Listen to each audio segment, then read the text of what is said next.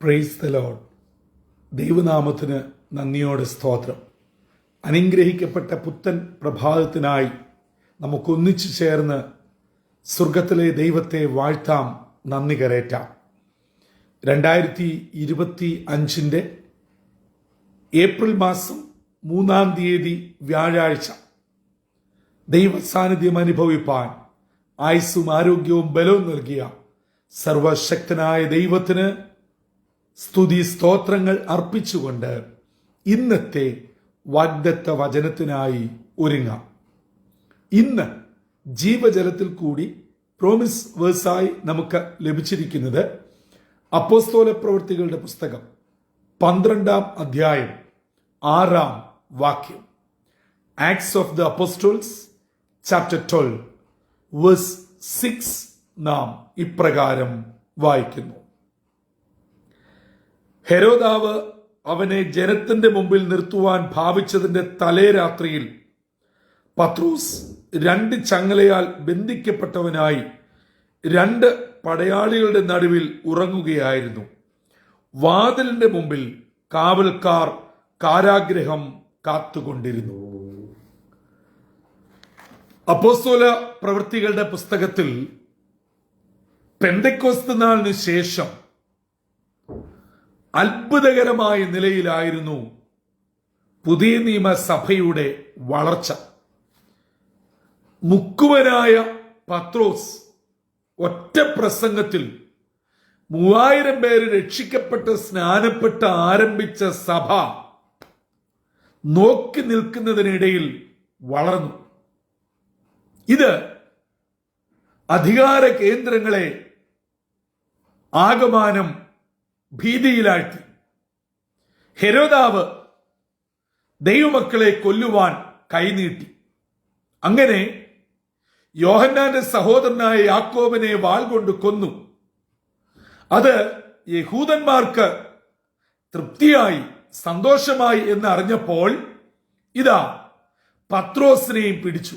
എന്നാൽ പെസഹ പെരുന്നാൾ നടക്കുന്നത് കൊണ്ട് കാവൽ ഏൽപ്പിച്ചു. നമുക്ക് അപ്പോസ്തല പ്രവൃത്തി 12-ാം അധ്യായത്തിന്റെ ഏറ്റവും അത്ഭുതകരമായ വിടുതൽ പരിചിതമാണ്. അവയിലേക്കൊന്നുമല്ല ഇന്ന് വാഗ്ദത്ത വചനം നമ്മെ നയിക്കുന്നത്. 16 പേരുടെ കാവലിൽ അകത്തെ തടവിൽ 2 ചങ്ങലയാൽ ബന്ധിക്കപ്പെട്ട് 2 പടയാളികൾക്ക് നടുവിൽ. അപ്പോൾ ഒരു വിധത്തിൽ പറഞ്ഞാൽ 16 2 18 പേരും 3 വാതിലുകളും. ഇതിനകത്ത് പത്രോസ് ഉറങ്ങുകയാണ്. എന്നാൽ നമ്മൾ വായിച്ച വാഗ്ദത്ത വചനം നമ്മെ ഓർമ്മിപ്പിക്കുന്നത് ഹെരോദാവ് ജനത്തിന്റെ മുമ്പിൽ നിർത്തുവാൻ ഭാവിക്കുന്നതിന്റെ തലേരാത്രിയിൽ സ്വർഗത്തിലെ ദൂതൻ പത്രോസ് ഉറങ്ങിയ കാരാഗ്രഹത്തിന്റെ ഉള്ളറയിൽ ചെന്ന് തട്ടി വിളിച്ച് ഉണർത്തി.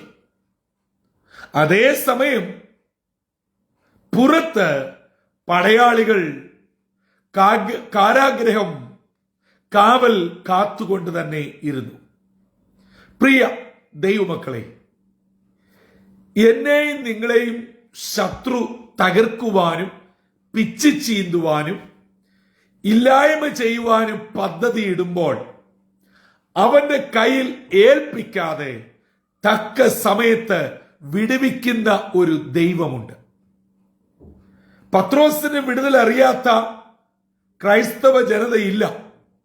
എന്നാൽ ഓർക്കേണ്ടത്, ദൈവം അതിന്റെ തക്ക സമയത്ത് കൃത്യമായ നിലയിൽ ഇടപെടുന്ന ഒരു ദൈവമാണ്.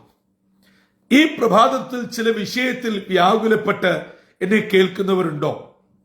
കഴിഞ്ഞ ദിനരാത്രങ്ങളൊക്കെ ഓർപ്പിച്ചതുപോലെ എന്റെ കാര്യം ഇതുവരെ നടന്നില്ല. ഞാൻ ഇത്രയും പ്രാർത്ഥിച്ചു, ദൈവനാമത്തിൽ അധ്വാനിച്ചു.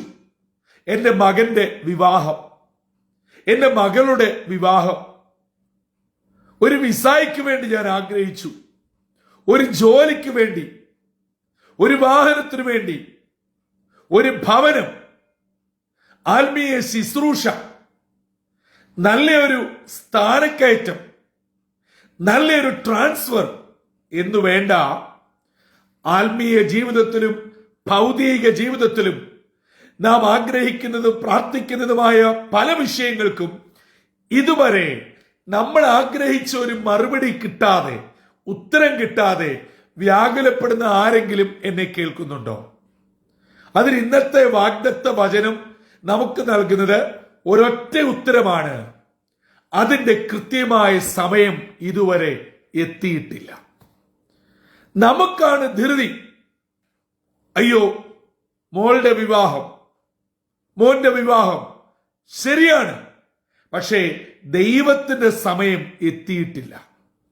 ദൈവത്തിന്റെ സമയം എത്തുമ്പോൾ ദൈവമക്കളെ 18 പേരല്ല 180 പേര് കാവൽ നിന്നാലും, 3 വാതിലല്ല 30 വാതിലുണ്ടെങ്കിലും തമ്പുരാൻ വിടുവിക്കും, അതിന്മേൽ പ്രവർത്തിക്കും.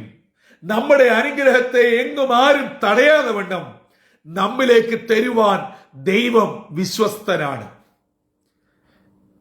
2 കൈയിലും ചങ്ങലബന്ധിതനായി 2 പടയാളികളുടെ നടുവിൽ ഉറങ്ങിയ പത്രോസ് ദൂതന്റെ വിലാപ്പുറത്തെ തട്ടുകൊണ്ട് എഴുന്നേറ്റു. പക്ഷേ ആ കാരാഗ്രഹത്തിലുണ്ടായിരുന്ന പടയാളികൾ ഉറങ്ങിപ്പോയി. 1-ാം വാതിൽ, 2-ാം വാതിൽ മാത്രമല്ല, പട്ടണത്തിലോട്ട് പോകുന്ന പ്രധാന കവാടം. അപ്പോൾ 3 വാതിലുകൾ. ഇവിടെയെല്ലാം ദൈവത്തിന്റെ പ്രവൃത്തി ദൈവ സമയത്ത് ദൈവം ചെയ്തെടുത്തു. പ്രിയമുള്ളവരെ, ഒരു കാര്യം ഓർക്കേണ്ടത്, നാം ദൈവപ്രവൃത്തിക്കു വേണ്ടി ദൈവത്തിന്റെ സമയം വരെ പ്രാർത്ഥനയോടെ കാത്തിരുന്നാൽ നിശ്ചയമായും നമ്മുടെ ചിന്തകൾക്കപ്പുറമായി, ബുദ്ധിമണ്ഡലങ്ങൾക്കപ്പുറമായി ദൈവം ഇടപെടുകയും പ്രവർത്തിക്കുകയും അതിന്മേൽ ജയമെടുക്കുകയും ചെയ്യും. അതിന്റെ ഉത്തമ ഉദാഹരണം പത്രോസിന്റെ വിഷയമാണ്. പത്രോസിന്റെ കയ്യിൽ നിന്നും ചങ്ങല വീണു. പടയാളികൾ ഉണർന്നില്ല. ഓർക്കണം, 2 പേരല്ല, ബാക്കി 16 പേരുണ്ട്. 3 ഇരുമ്പ് വാതിലുകൾ തുറക്കപ്പെട്ടു. ഈ 18 പടയാളികൾ മാത്രമല്ല ആ ജയിലിലുള്ളത്, വേറെയുമുണ്ട്. അവരാരും അത് അറിയുവാൻ ദൈവം സമ്മതിച്ചില്ല.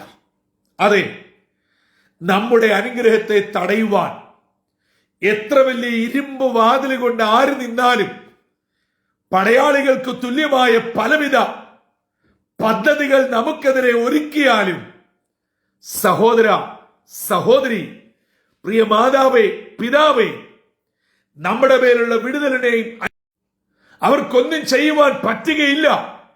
കാരണം ദൈവമാണ് നമുക്ക് വിടുതൽ അയക്കുന്നത്. ദൈവമാണ് നമ്മുടെ വിഷയത്തിന്മേൽ ഇടപെടുന്നത്.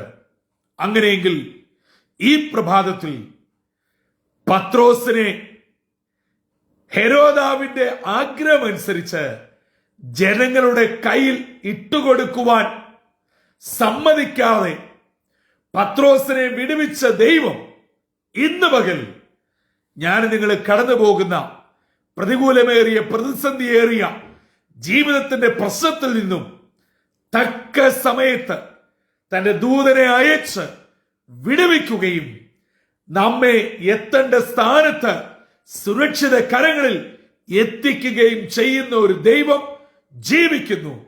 ആ ദൈവം ഇന്ന് പകൽ ജീവജലം ശ്രമിച്ചുകൊണ്ടിരിക്കുന്ന നിങ്ങളുടെ ഓരോരുത്തരുടെ മേലും സ്വർഗത്തിലെ നന്മയും കൃപയും ചൊരിയട്ടെ. എല്ലാ അനുഗ്രഹങ്ങളാലും നിങ്ങളെ മാനിക്കട്ടെ. നിങ്ങളുടെ പ്രാർത്ഥനാ വിഷയം ഒരുപക്ഷെ ദൂരെ ആയിരിക്കാം, പഴകിയതായിരിക്കാം, അസാധ്യമെന്ന് എല്ലാവരും പറഞ്ഞതായിരിക്കാം. നിങ്ങൾക്ക് തന്നെ ആ കാര്യത്തിൽ ഒരു ശുഭാപ്തി വിശ്വാസവും ഇല്ലാതിരിക്കാം. കാര്യകാരണങ്ങൾ എന്താണെങ്കിലും ദൈവം ഇറങ്ങി പുറപ്പെട്ടാൽ ആർക്കും അതിനെ പിടിച്ചു നിർത്തുവാൻ കഴിയുകയില്ല.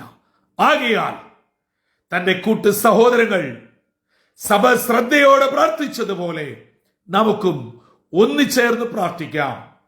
അത്ഭുതത്തിന്റെ വിടുതലിന്റെ കരം ഇന്ന് പകൽ സ്വർഗത്തിലെ ദൈവം നമ്മുടെ ഓരോ കുടുംബങ്ങളുടെ മേൽ, കുഞ്ഞുങ്ങളുടെ മേൽ, കുടുംബാംഗങ്ങളുടെ മേൽ, പ്രാർത്ഥനാ വിഷയങ്ങളുടെ മേൽ ഉയരത്തിൽ നിന്ന് നീട്ടി അനുഗ്രഹങ്ങളും നന്മകളും സ്വർഗീയ കൃപകളും നൽകട്ടെ. നിങ്ങളുടെ രോഗത്തെ തമ്പുരാൻ മാറ്റട്ടെ. നിങ്ങളുടെ ഭാരത്തെ മാറ്റട്ടെ. വേദനയെ മാറ്റട്ടെ. സങ്കടത്തെ മാറ്റട്ടെ. വിഷയങ്ങൾക്ക് പരിപൂർണ വിടുതൽ നൽകട്ടെ. നിങ്ങളുടെ കുഞ്ഞുങ്ങൾക്ക് ഉന്നത വിജയവും ധന്യമായ ഭാവിയും അനുഗ്രഹിക്കപ്പെട്ട കുടുംബജീവിതം നൽകി തമ്പുരാൻ മാനിക്കട്ടെ. അങ്ങനെ എല്ലാ നിലകളിലും സ്വർഗീയ കരുതലും കാവലും ഓരോരുത്തരുടെ മേലും ഉണ്ടായി ഇന്നത്തെ ദിനം അനുഗ്രഹത്തോടെ കാത്തു പരിപാലിക്കട്ടെ. തലകളെ വണക്കാം, പ്രാർത്ഥിക്കാം. ഞങ്ങളുടെ ദൈവമേ, സ്വർഗീയ പിതാവേ, അനുഗ്രഹമേറിയ പുത്തൻ പ്രഭാതത്തിനായി ഞങ്ങൾ അങ്ങേ സ്തുതിക്കുന്നു. പത്രോസിനെ ഹെരോദാവും കൂട്ടരും പിടിച്ച് കാരാഗ്രഹത്തിലാക്കുകയും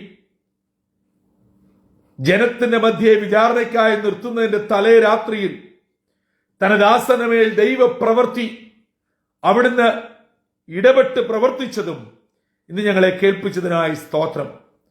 ഞങ്ങളെ തള്ളിക്കളയുന്നവനല്ല, ഉപേക്ഷിക്കുന്നവനല്ല, ശത്രുവിന്റെ കയ്യിൽ വിട്ടുകൊടുക്കുന്നവനല്ല എന്ന് ഇന്ന് ഞങ്ങൾക്ക് വചനത്തിൽ കൂടെ ഉറപ്പ് നൽകിയതിനായി സ്തോത്രം. ദൈവവചനം കേൾക്കുന്ന ഓരോന്നിന്റെ മക്കളെയും അനുഗ്രഹിക്കണം. അവർ ഓരോരുത്തരും കടന്നു പോകുന്ന ജീവിതത്തിന്റെ വ്യഥയിൽ ഇന്നത്തെ വാഗ്ദത്ത വചനം ഒരു തണലായി താങ്ങായി കൂടെ ഇരിക്കണം. വചനത്തിൽ വിശ്വാസത്തിൽ ഉറയ്ക്കുവാൻ, ദൈവകൃപയിൽ മുന്നേറുവാൻ ഇടയാകണം. അങ്ങനെ കർത്താവിൽ നിന്നും വലിയ വിടുതൽ പ്രാപിച്ച് കർത്താവിന് വേണ്ടി വൻ കാര്യങ്ങൾ ചെയ്യുവാൻ ഞങ്ങളെ ഏവരെയും ഒരുക്കണമെന്ന് യേശു ക്രിസ്തു മൂലം അപേക്ഷിക്കുന്നു. കൃപയോടെ കേൾക്കുമാറാകണമേ. ആമീൻ, ആമീൻ, ആമീൻ. പ്രിയ സഹോദരങ്ങളെ, ഏകദേശം 2000 വർഷങ്ങൾക്ക് പുറകിൽ പത്രോസിനെ കാരാഗ്രഹത്തിൽ നിന്നും ദൈവത്തിന്റെ പദ്ധതി അനുസരിച്ച് വിടുവിച്ചുവെങ്കിൽ എന്നെയും നിങ്ങളെയും ഈ ലോകത്തിന്റെ സാത്താന്റെ അവന്റെ ആളുകളുടെ പലവിധ ബന്ധനങ്ങളിൽ പൂട്ടിയിട്ടിരിക്കുകയാണോ? അതിൽ നിന്നും വിടുവിക്കുവാൻ മതിയായ ദൈവമാണ്. ആ ദൈവം ഇന്ന് പകൽ നമ്മെ ഓരോരുത്തരെയും വിടുവിക്കട്ടെ, അനുഗ്രഹിക്കട്ടെ, തന്റെ കൃപയാൽ നടത്തട്ടെ. ഇന്നത്തെ ദിനം ജീവജല ശ്രവിക്കുന്ന ഏവർക്കും സന്തോഷത്തിന്റെയും അനുഗ്രഹത്തിന്റെയും നന്മയുടെയും ദിനമായി തീരട്ടെ. കർത്തൃ ശുശ്രൂഷയിൽ നിങ്ങൾക്കൊപ്പം brother Santhosh Kodukulanji. God bless you all.